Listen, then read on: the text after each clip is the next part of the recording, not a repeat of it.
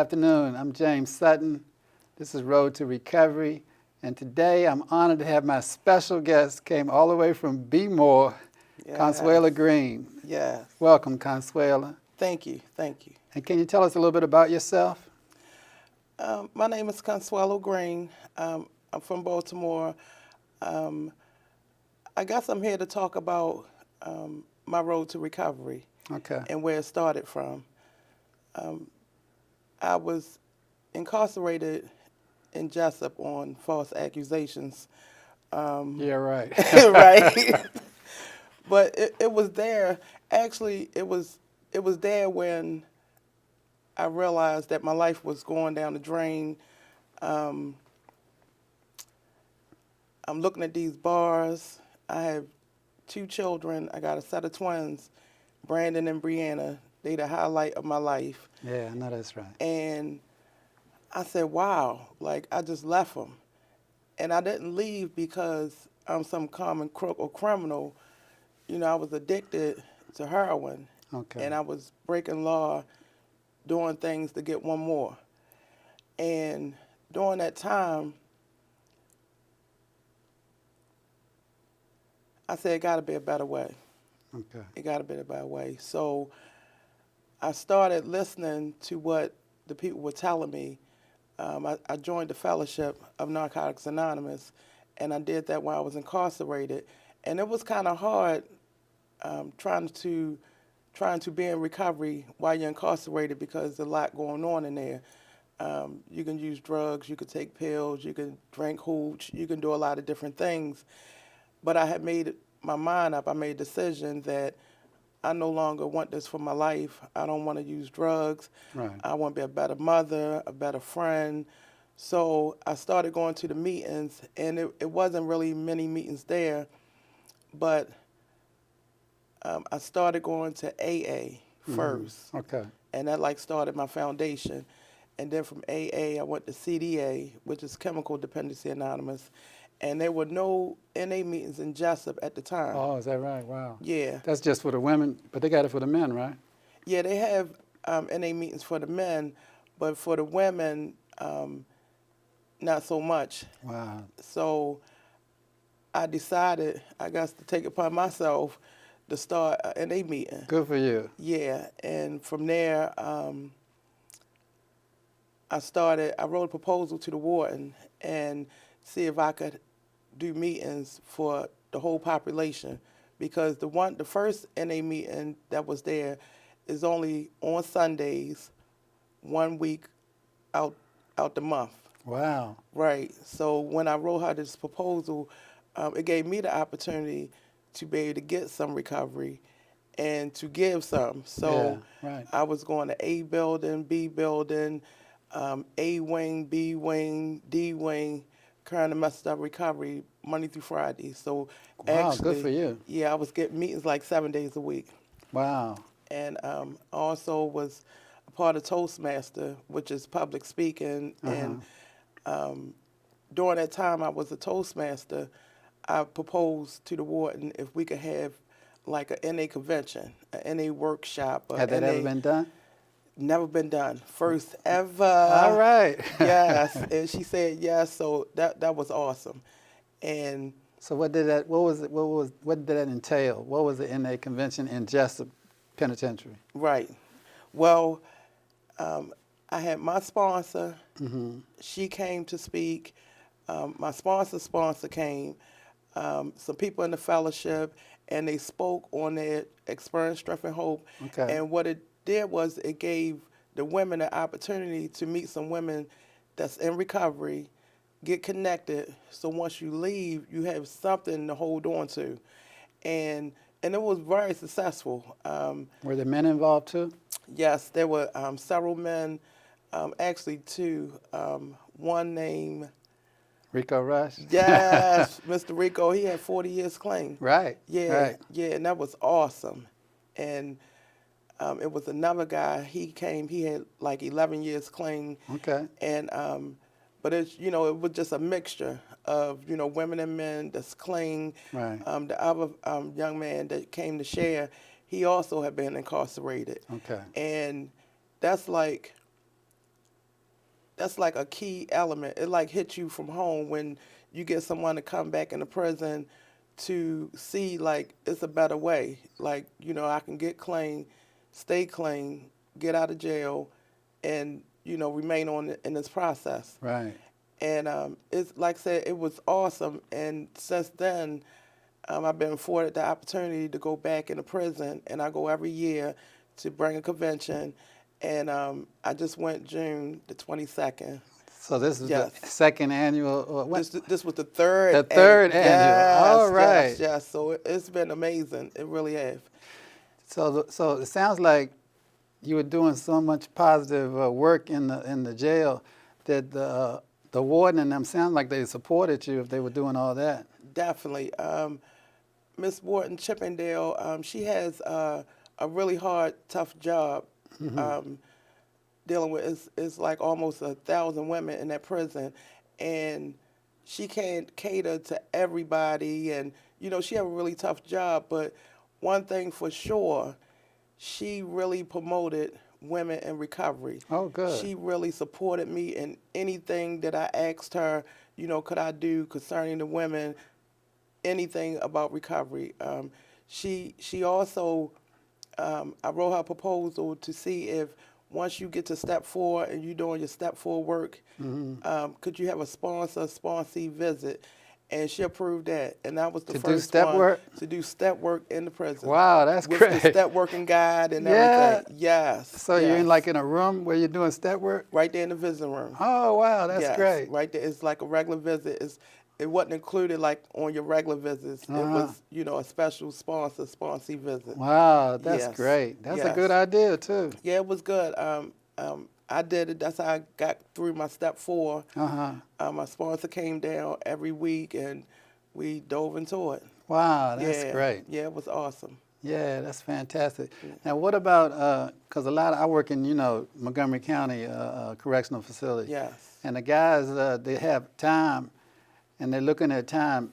They have a dilemma about, do they really want to work on recovery, or do they just want to go with the flow and just go with the gangs and the violence and selling drugs and using drugs? Because they kind of think that first they think they can't do it, and then they also think that the other people are going to think they're soft, or that they're not true to the game and stuff like that, right?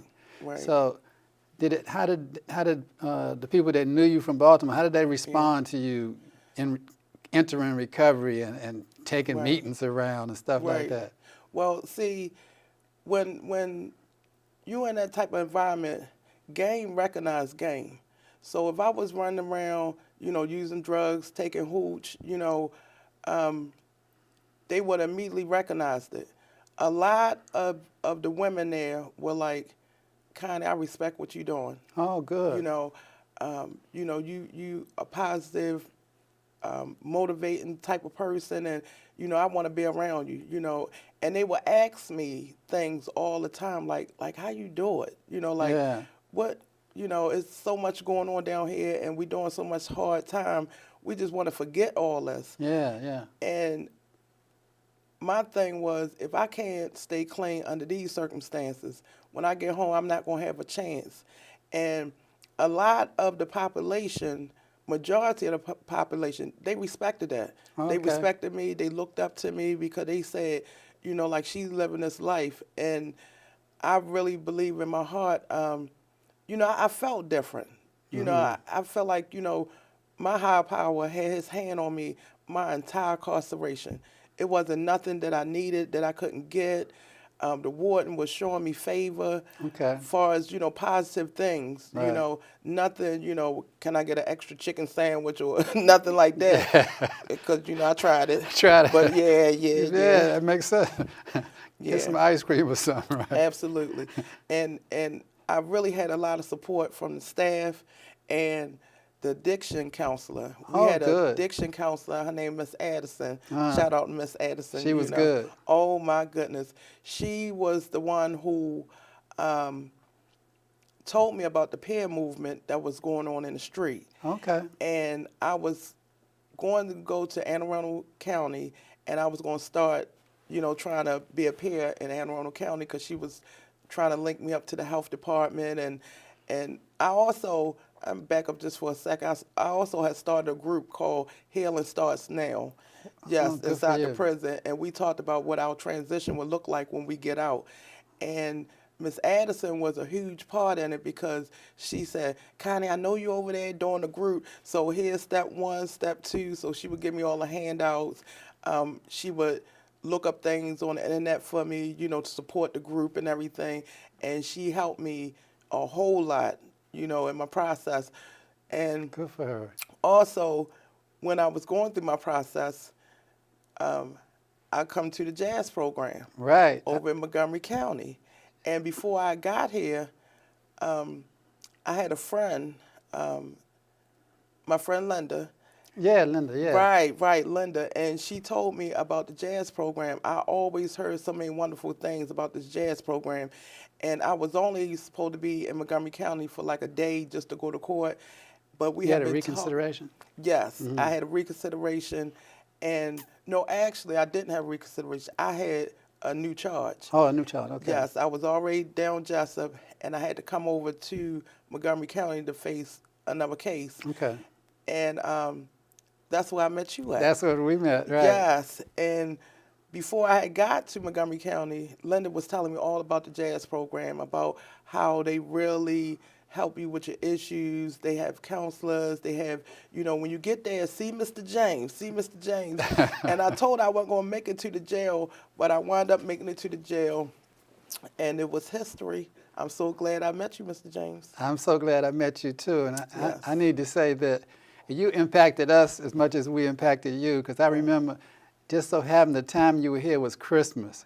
And and everybody remembers that the way you conducted the girls singing, you were like, just like in a church or something. Right. You were running things, right? And we had so much fun with you. You had such a good sense of humor. And I got to share that.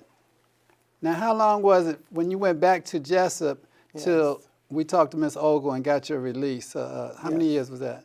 It was a year and a half. A year and a half? Yes. And I got to share that I've never had anyone write me every month for a year and a half but you. Yes. You wrote me every month. Yes, I had to stay connected. I had to stay connected with Mr. James because you were doing so many great things, and we clicked immediately. I guess from you being in recovery and from Baltimore, and we know a lot of the same places, and and you immediately pulled me in your program fast. And you went with it. You were willing. So you weren't hard. You weren't resistant at all. Yes. That's another thing. And I use you as an example a lot of times, talking to the guys when they say they're getting ready to go up the road to Hagerstown or Cumberland or something. I say, I remember Connie wrote me every month for, years, right? Yeah. And her work in Jessup got her early release because I doubt if the warden and Miss Ogle and them would have, got you an early release if you had been doing, getting write-ups and tickets and stuff. Absolutely. So we're coming to a break for a minute. So when we come back, I want you to share what you've been doing since you came home, and how is it? How's it on this side of the wall, right? Yes. So, and if you want to, you can talk about some of the other people that have helped you, like Linda, because she's a power example. She's done a lot of positive things. Yes, she has. Sometimes you hook up with the wrong people in incarceration. Sometimes you meet people that really can help you in your recovery. Like That's Rico. right. Rico really helped me. I knew him in the street. Yeah. And he was the one that got me in recovery. And then he came down and spoke at your affair, right? Yes. Yeah, so people like that, we meet them in sometimes the worst conditions. But those are the ones that they know where we're coming from, and they can speak to our heart. Yes. And sometimes they're the ones that are with us through this journey, That's right. Some of the other ones fall by the wayside, right? Right. But people like Rico and Linda are true friends. I saw she was with you at the cookout, at Bunny Boswell's cookout. Right? Yes, me and Linda, she's part of my network. Right. We stay in touch with each other. We talk to each other at least twice a week. We FaceTime. Good. And when it's different events, Connie, come on down to the marathon, and she might come to my events. But we was in the wrong place, but we gained some things from it. Yeah, yeah, and Yeah. you're good. That's a strong recovery network. Yes. So we're going to take a break right now. We're going to come back and you can tell us what you've been doing since you came home. All right. All right? Yes. So this is Road to Recovery. I'm James Sutton. My guest today, Consuelo Green from Baltimore. We're going to take a little break right now and we'll be right back. First time I tried Vicodin, and it was laying around my mom's house. And then I kept taking them whenever I could get them. I didn't know they'd be this addictive. I didn't know how far I'd go to get more.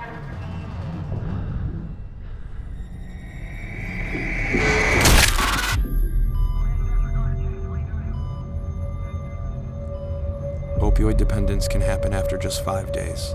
Know the truth, spread the truth.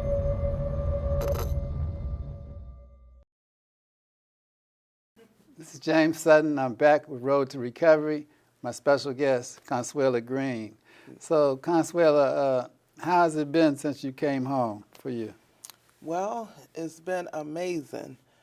This journey that I've been on since I've been out, this December will make me be home for 2 years. Okay. And I've been doing everything that I said I wanted to do. And God's been good to me. He really has, because when I started, when I was in Jessup, Miss Addison was telling me about the peer movement that was going on. And you could be a peer recovery coach Right. when you get out. So I said, really? Because I was thinking, with my criminal behavior, my record, like where am I going to work at? Right. And Kentucky Fried and McDonald's, it's not going to really work for me. So I started looking into it, and I started seeing where they had trainers at, different trainers to become a peer. And I took my first core training, C-card training. I took it down at Penn North. Okay. And once I took it at Penn North, I thought that the other trainers would come behind it, but some kind of way that didn't happen. So I had to take one training here, one training there, and like piece together my total 46 CEUs. 46, yeah. And during that time, as I was getting the training, I was applying for different jobs. And I had applied for everywhere. GBMC, Turk House, Gaudensia, you name it, I applied. I wake up in the morning, put my business suit on, grab my briefcase. And you applying for recovery coach jobs? Applying for recovery coach jobs because they were plentiful. You go online, jobs were everywhere. Okay. And I kept saying, like, I'm not going to get a job, that poor self-talk. Negative self-talk. Yeah, negative self-talk because, I kept looking at that record that I had. Right. And also, let me just throw this out here. They have a lot of expungement workshops, and I have went to every expungement workshops, and instead of having 2 pages of criminal activity, now I have a half a page. Oh, good for you. Thank you, God. So that worked. Yes. Okay, Get good. those things expunged off my record. Good. Because those things wasn't of me. I was using drugs and alcohol and trying to get one more, and started whatever the judge said that can get me out, take this. Yeah. Okay, and just, drew my record up. But once I got out of the situation and I started really looking for a good job, I really wanted to be a peer because I understand, helping addict is without parallel. Right. It's like, it's what it is. It's like my experience is my degree. But let me ask you this too. Now when you came home, where did you stay? Were you in like a transition house or halfway house or sober house or something? Yes, I went to Chris's house. Oh, okay, in Annapolis. Yes, I went there first. I stayed there for a little while, and they asked me if I wanted to go to another program to be their peer because they understood how much clean time I had. At that point, I had like a little over 4 years. Okay. So I said, sure. So I was going over there, and they told me that they would help me, pay for my certification of me being a peer. So I went to the next program. I stayed there, not so much because it was kind of hard at that second program because I wasn't getting anything. Now, out the second deal. program was in Annapolis or Baltimore? It was in Baltimore. Okay. And I was losing my own self in my recovery, tending to 3 different houses and doing all the things that they wanted me to do. So I decided that I need to step down from being a peer so I can focus totally on myself. And that was the best decision that I made, because when I left there, I went to the Marion House, Marion House in Baltimore City. And the Marion House was amazing. It gave me 6 months to do nothing but focus on myself. Oh, wow. I was going to meetings, 5, 6, 7 meetings a day, building a stronger foundation on my recovery. I had financial literacy, help you get your credit together. I had intensive outpatient. I mean, Marion House is awesome. So as I'm in the Marion House, you have to complete job readiness. Now, as I'm completing job readiness, that's when you're really able to go out to look for a job. And they had mock interviews and everything. Oh, good. So I had like all my training. I started getting scholarships to help me pay for the different trainings. Right. And From Marion House? well, I got them from Tony. He's the director down at Penn North. Oh, okay. Wanted to train down there. Okay. And Mr. Tyrell from Penn North. Oh, yeah, Tyrell, yeah. Yes, he also gave me opportunities. It was like a lot of hands, and So a lot of people helped you in the process. Oh my goodness! Okay, good. All the way along the way. My sponsor, did amazing things for me. Zipperly. We just a lot of people really helped me along the way, and last but certainly not least, I definitely got to give a shout out to my job, because through me being in the Marion House and I started applying for the different jobs, John Hopkins Bayview is who I work for now. And what happened was I interviewed with John Hopkins Hospital, and I also interviewed with John Hopkins Bayview. And I was more interested in their program and what they had to offer. And my boss, Swan Day, she is amazing. Is that right? Yeah, she supports me in everything that I do. I came in, I was just, I'm not going to say just, well, actually, I was just a recovery coach. And then I completed my classes and took the exam. And then I went to being a certified peer recovery specialist. Yes. And then, I continued on, and now I'm a registered peer supervisor. Oh, good for you. Yes, and I just kept, the sky's the limit. That's right. I totally believe that, and John Hopkins is going to afford me the opportunity to go to school and further my career. Oh, they pay for your tuition, education, absolutely. tuition. Oh, that's great. Hopkins, record and all, they have a second chance program. Like when you go fill out a job application and when you're in your interview, they're going to ask you, some things, not directly towards your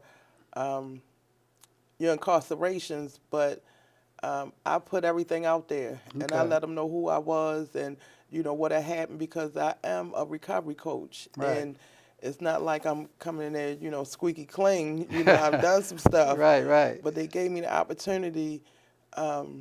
I'm their top paid peer. Is that right? Absolutely. Fantastic. And I've been given a promotion. I'm now the registered supervisor for Bayview. Wow, And that's a tough job too, because yes. Bayview, that's a very resistant community. That population is a lot of people can't work with that population because they can't relate, right? Right. And that's the most important part about my job, is that sometimes the population is not going to be able to relate to that doctor that comes in with the white jacket and everything. Yeah. And, I'll come in, how you doing? And I'll get to talking to them and, letting them know I've been there. Right. Like, I might look good right now, fat and fine and all that. But this is where I've been at. Right. And, when they hear about me being in prison, that seemed like that's the most impactful, to the person, because they be like, they don't believe it, do they? Right. You bet. Yes. Did some bad things, know. And then I said, I also was on heroin. And by the way, My clean date is May the 27th, 2014. Yeah, I just celebrated 5 years clean and sober. Congratulations. Thank you. I'm sorry I missed that anniversary. I was at one of them Yes. at the Marion House Yes, with you you. was at my 4-year anniversary. 4-year anniversary, Yes, yeah. I yes. couldn't get down there this year. Congratulations. Thank you. Right. But I know you'll be at the next one. I'll be at the next one. Absolutely. That's right. Yeah, that's Yes. right. God willing, the creek don't rise, right? Yes, yes. So I'm sure you give them hope. That's one thing. And I'm sure they're startled to believe that, you know, you've been in prison or that you were on heroin. Yes. You know, because they see how you look today.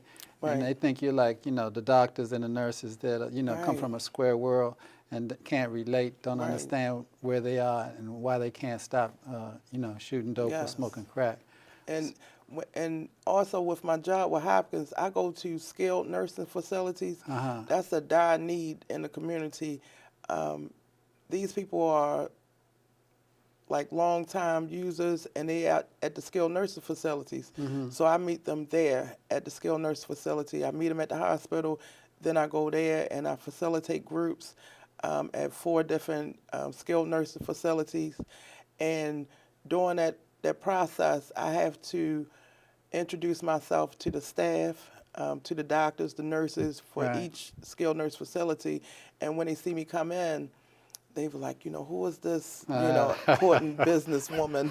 That's right. And I tell them who I am and where I've been at, Right. because it's a lot of stigma, you know, with is. the staff, you know, everybody. And when they hear, you know, somewhat of my story, you know, I don't tell my whole entire story, but I let them know that we do recover. We do recover, that's right. That's right.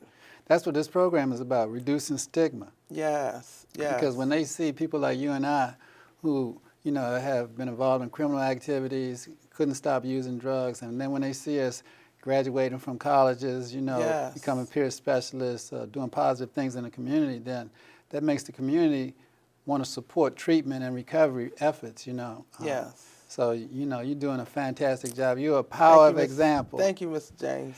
So we're coming toward the end, a few minutes left. Is there anything we haven't covered that you want to share with the audience today? Well, there's so much to talk about. And You know, love to talk. I love to talk. That's right up my alley. I just want to say it's always an honor and a privilege to be able to serve, to be able to come and share my experience, strength, and hope in this type of setting, in this type of arena. And I just want the people to know that you can go to prison, you can use drugs, and there's another side to it. Okay. You don't have to stay stuck. You don't have to be in that prison and conform to that environment. You can do better, because I did. Yes, you did. Thank you, God. Yes, you did. Yes. And I want to definitely thank you for coming. I've been trying to get you here for like a Yes. long time, over a year. Yes. You know, and you just stayed with the process and, you know, waiting for you. Got to the point where you evidently at the point where you can self-direct, because at first it sounded like Hopkins had their hands on you. Yes. And they wanted to train you and make sure you were okay before they let you go fly. So it sounds like you can fly out the nest now. Yes, I can fly a little bit now. It took a minute, because I had a lot of trainings and workshops which and is shadowing. good. Absolutely. Because a lot of people think peers are just going to go in there because they used to use, they know something. No, we actually are trained on boundary issues, ethics, and you know, it's a lot of training that goes into becoming a peer specialist. And Yes. it sounds like you're doing well with the trainings, and you know, I wish you success with the future trainings, because you know, Tree of Hope, we give all the trainings that you know you may not have had yet, and you know, Tyrell does it in Baltimore, but you can come up here and come to it with us too. Okay. So in closing, I just want to thank you again. Thank you, for Mr. coming, James, for having and me. thank you for bringing your mother. Yes. Oh, my goodness. We'll take some pictures afterward, right? Okay, okay. Thank you so much. So this has been my special guest, Consuelo Green, visiting us today from Baltimore, talking about there is life after incarceration. So this is James Sutton. I'll see you on the road to recovery.